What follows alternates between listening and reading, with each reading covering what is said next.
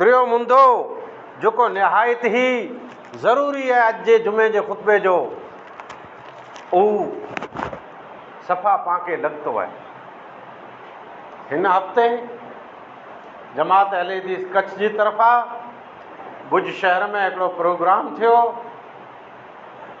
Programme मौलाना अब्दुर्रहीम पछमी रहमतुल्लाह अलैह जी यादि में थियो।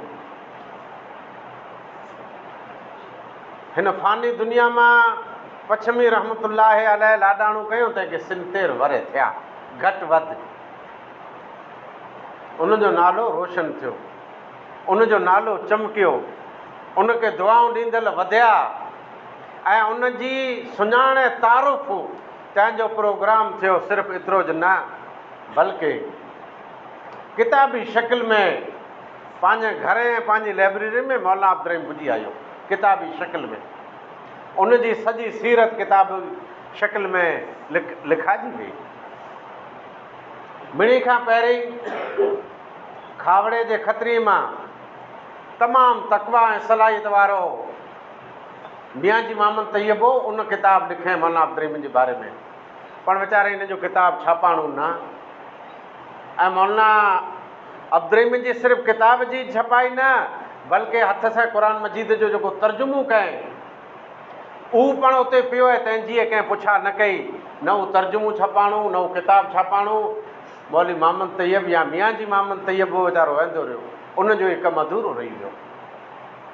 ॿिए नंबर ते मौलाना अब्दुर्रहीम पछमी रहमतुल्लाह अलैह जी ज़िंदगी जे बारे में किताब लिखण वारे मां हिन ई धरती, हिन ई ॻोठ, हिन ई सीम जो निहायती क़ीमती अने राष्ट्रपति जे हथां एवॉर्ड होल्डर मास्टर साहब उन पण कोशिश कयूं किताब लिखे जी, पर ज़िंदगीअ साथ न ॾिने, ई कमु अधूरो रही वियो।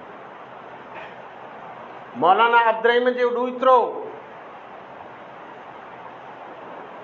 जमात अहले हदीस जो ज़माने जो नाइब अमीर ऐं अलाह मौक़ो ॾिने अमीर बनियो, जेको नाइब साबिक़ अमीर साबिक़ हिन इलाइक़े जो काज़ी मौलाना अबू बकर लुड़ीअ वारो रहमतुल्लाह अलैह उन पण कोशिश कयईं किताब लिखे जी, पण ज़िंदगीअ साथ न ॾिने। ईज कम ॿिए उलमाए कयो पण कलम अॻूं न वधी सघियो। मौलाना अब्दुर्रहीम रहमतुल्लाह अलैह वफ़ात कई था। मिणी खां पहिरीं जेकॾहिं कंहिं मज़मून लिखियो छापे में आयो त उहो मज़मून दाऊद राज रहमतुल्लाह अलैह जेको मेवात जा रहण वारा हुआ, उन पिंड जे सिलसिला नूरुल ईमान में मौलाना अब्दुर्रहीम रहमतुल्लाह अलैह जी वफ़ात जी ख़बर ॾिनो ऐं मज़मून लिखियो जे केरु हुआ। बुरेवारी जा मौलाना मीर खान अमीरुल हसन नदवी रहमतुल्लाह अलैह उन पण कलम खयो अने मौज़ू लिखियो, मज़मून लिखियो मौलाना अब्दुर्रहीम जे बारे में, पर किताबी शिकिल में उन वटां पण को कमु थी सघियो हो की न। हाणे इहा अलाह मौक़ो पांखे ॾिने पछम वारे खे। मौलाना अब्दुर्रहीम जो नाम पछमी अचे थो, लुड़ीअ वारा पिंड खे पछमी नथा सॾे, पछम में शामिल नथा कयूं। अने इहे हिकिड़ी तव्हांखे दस्तावेज़ ॾिसां थो त हीअ पासी सॼी रही, इहे कंहिं ज़माने में पछम हो। फ़र्क़ु एतिरो हो जे पां वेठा आहियूं इहो इलाइक़ो समकी पछम, हू पासी पछम, पासी वारो इलाइक़ो असल पछम, हीउ समकी वारो पछम। पोइ उन कंध कढाए लाथऊं, जुमू नोड़े आयो उन अने पासी विझी छॾे, पछम ख़ाली एतिरो ज रही वियो, न का उहो सॼो इलाइक़ो पछम है। मौलाना अब्दुर्रहीम पिंड खे पछमी सॾाईंदो न अॼु किताब में पर पछमी लिखियलु आहे। अलगर्ज़ असल मुंदे ॾांहुं अचूं त कई अखी हिन मस्जिद जूं पण हूंदियूं जंहिं मौलाना अब्दुर्रहीम रहमतुल्लाह अलैह खे पिंड जी अखी सां ॾिठो हूंदो या क़रीब की न की इन जे कने पण सौ हूंदो, वरन दौर तां ॾिठो ज ॾिठो। हीअ मस्जिद जंहिंजे अंदरि अॼु पाण जुमे जी नमाज़ पढ़ूं पिया, मुख़्तलिफ़ दौरे में कई फिरा इहा मस्जिद अलॻि अलॻि डिज़ाइन में बनई पण कोशिशि जहिड़ा कुनरी मां अच वञु कंदो त मौलाना अब्दुल कोशिशि कयईं उनटाणे जी मस्जिद बनी आहे। इहा तारीख़ आंखे यादि हूंदी ऐं ॿिए ॻोठ जो ॾींहुं जेतिरियूं मोमिन जूं सिफ़तूं हुयूं इहे मड़े मौलाना अब्दुल खे अलाह ॾिने वे। उहे सिफ़तूं किताबी शकिल में अॼु पाण साम्हूं आ वयूं। हिनटाणे किताब उर्दू में जाए थोरे खां टाइम पुठियां इंशा अल्लाह गुजराती में बि अचींदो ऐं मड़े पढ़ी धरो करजा। मियाँ जी साले जो आहे नालो सुहाऊं ना वातण वारो मियाँ जी साले क़ीमती माण्हू हो, जमात जो ख़ैर खा हो, तौहीद जो डूंगर हो, पहाड़ हो मज़बूत। मियाँ जी साले रुआतण वारो जमात जो तमामु हमदर्द ऐं अल्लाह जो हिकिड़ो इहो सम्झो जे ऊ बानू हो जंहिंखे वलीउल्लाह चई सघूं था। उनजो शुमार वली मुंहिंजा थियो थे पाण त हिन वस्तु ॾाढा आयूं ज न।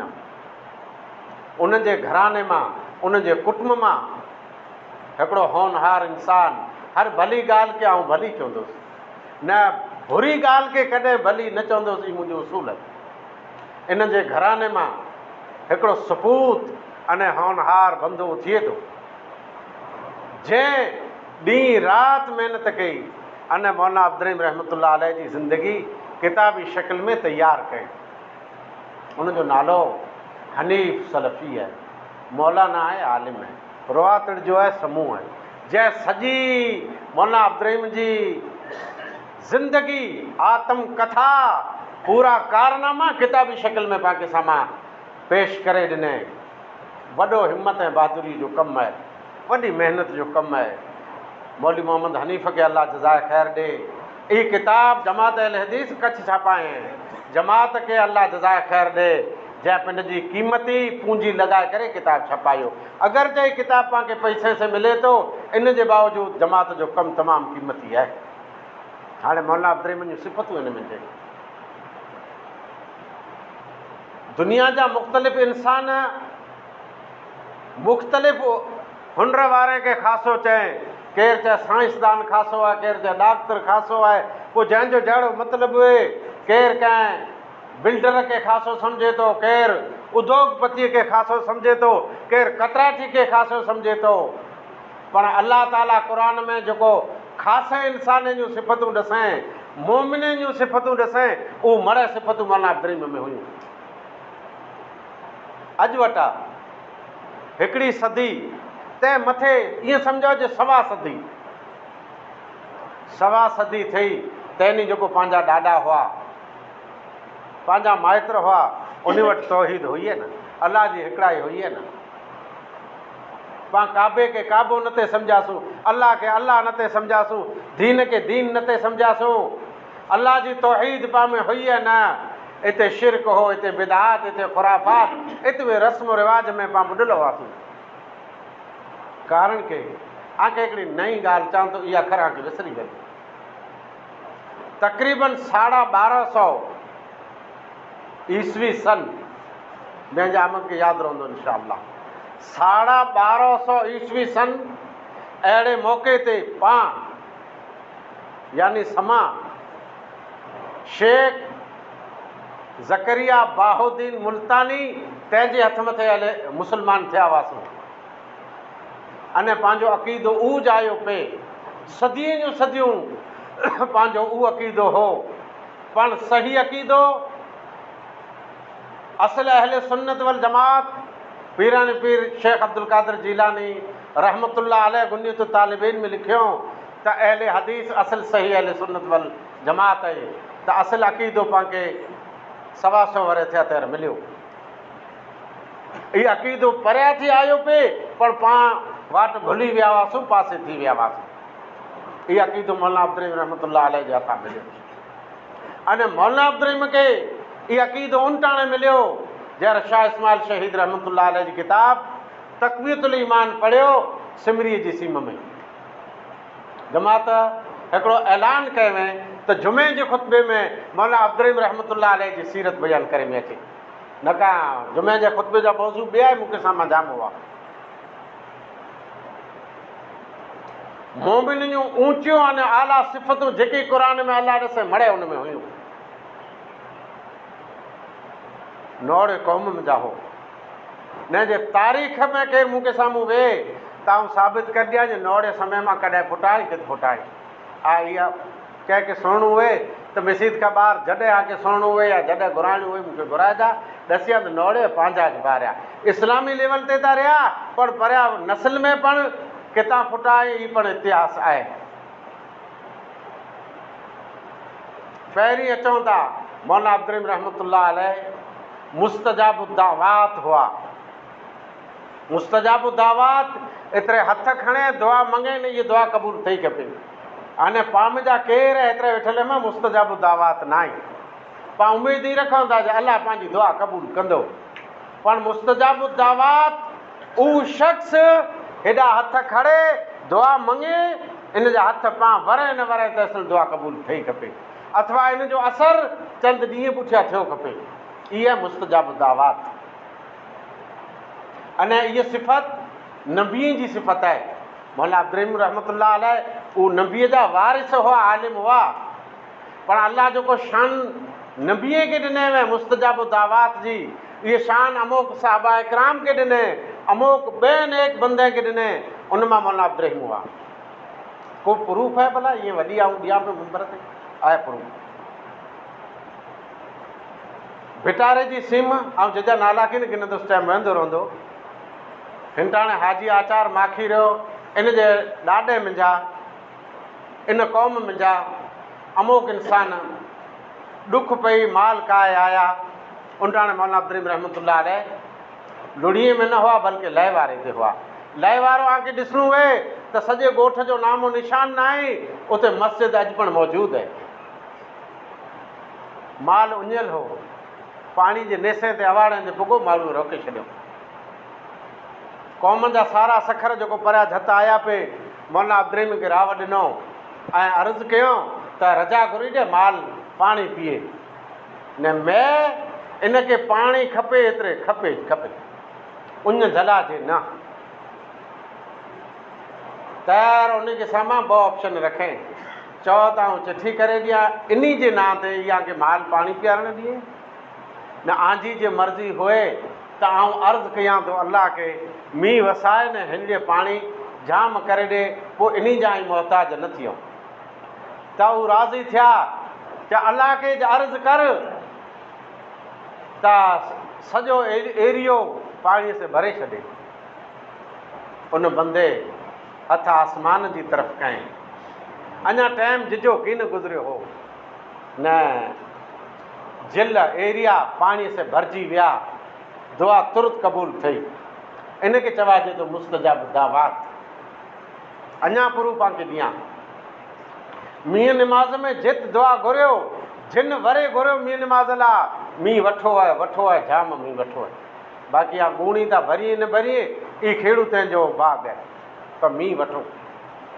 टियों प्रूफ मौलाना के साम्हूं कंहिं अहिड़ी पप चढ़ कई न अहिड़ो मड़ तीन पांच जिजी कई त मौलाना चए अंधो थींदे अंधो थी मरने न ईअं ज थियो माण्हू ॾिठो हुनजी अखि वेही। ई मुस्तजाब दावात। मौलाना अब्दुल रहीम रहमतुल्लाह अलैह खे अल्लाह तक़वो बेहद ॾिने में हिकमत ऊंची ॾिने में दानाईअ से माला माल कए में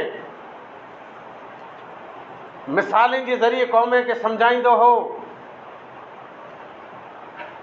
अॼु जी तारीख़ में कई लख अहले हदीस कच्छ में रहिया अने ओतरले पासे पण रहिया अहले हदीस। इहो उनजी महिनत आहे उनजी क़ुर्बानी आहे। ॾुख जी हालत में क़ौम बाइकाट कयूं अज़ीज़ बाइकाट कयूं चए तूं त जियां तियां फितना पियो कईए न इहो हिकिड़ो उसूल आहे दुनिया जो दस्तूर आहे त हर इस्लाह करण वारे दाइया ने मुबल्लिग खे फितनाखोर चए था। मौलाना अब्दुल रहीम रहमतुल्लाह अलैह मथे पण ई जाटेक थिया पणू धनू न हिम्मत न हाराए अल्लाह जी तौहीद लाइ उन कमु जारी रखे जंहिंजे नतीजे में अॼु पाण तौहीद से माला माल आहियूं। बाक़ी अमले में जरा खनि पीछे हटता रहियो। मौलाना अब्दुल रहीम रहमतुल्लाह अलैह तंहिंजी क़ौम में राति जनाज़ो हो जेको एॾो तौहीद जो पहाड़ अने सुन्नत जो दरिया समंदर हो, कौम में जनाज़ो हो, रात सांझी पुठिया जनाज़ो मूं पाड़ियो, सांझी नमाज़ पढ़े ला वियासूं त मसीत जे वरंडे ते, वरंडे अंदर थले मथे हीअ आई जेतिरा वेठा आहियो आखां डबल माण्हू नमाज़ चालू पई न ॿार वेठा हुआ रियाण पे कयो मुस्लमान, इहा ई मौलवी साहिब जी क़ौम जा माण्हू। पोइ त कंहिंखे खोरड़ा वेठल आहिनि मुंहुं ॾिनी जा आख़िरत मथां हथ खड़ा वेठा आहियो न अचो पछम में जेकॾहिं इहा पोज़ीशन हूंदी त हर हालत में माण्हू खे मस्जिद अंदरि मिलंदो, पोइ उनजी नीयत जेकी हूंदी न ऐं आख़िरत मथां हथ खड़ा वेठा आहियो मौला अब्दुर्रहीम जी क़ौम जा माण्हू आहियो। ॾदरी जो मुंदो आहे, ॾदर ते राति जनाज़ो मगरिब असीं उते पढ़िया हुआसीं। तौहीद उन शख़्स फैलाए, अने तौहीद फैलाए लाइ करे वॾियूं क़ुर्बानियूं ॾिनई, जेल बर्दाश्त कयईं, माण्हूअ केस कयूं खोटा, खोटा इल्ज़ाम हयूं, हूरे कयूं, बदनाम कयूं, तव्हां उन तौहीद न छॾे, अलाह जो दीन न छॾे, अलाह जो दीन फैलाए। सिर्फ़ु एतिरो ज न बल्कि हिकिड़ो मौलवीअ लाइ करे वॾो मुंदो अचे थो जंहिंमें मड़े नथा उतरी सघे, मुनाज़रो। मुनाज़रो एतिरे ॿिए के साम्हूं ज़बानी एतिरो मुक़ाबिलो करणो, एतिरो मुक़ाबिलो करणो जे पिंड जीते ॿिए खे हाराए, ई मुनाज़रो रहियो। क़ुरान हदीस जी दलील सां, हिकमत अने दानाईअ सां अहिड़ा 5-7 वॾा मुनाज़रा वॾे वॾे माहिर आलिमे के साम्हूं कयईं, अने हू मैदान छॾे भॻा आई, हारजी विया आई।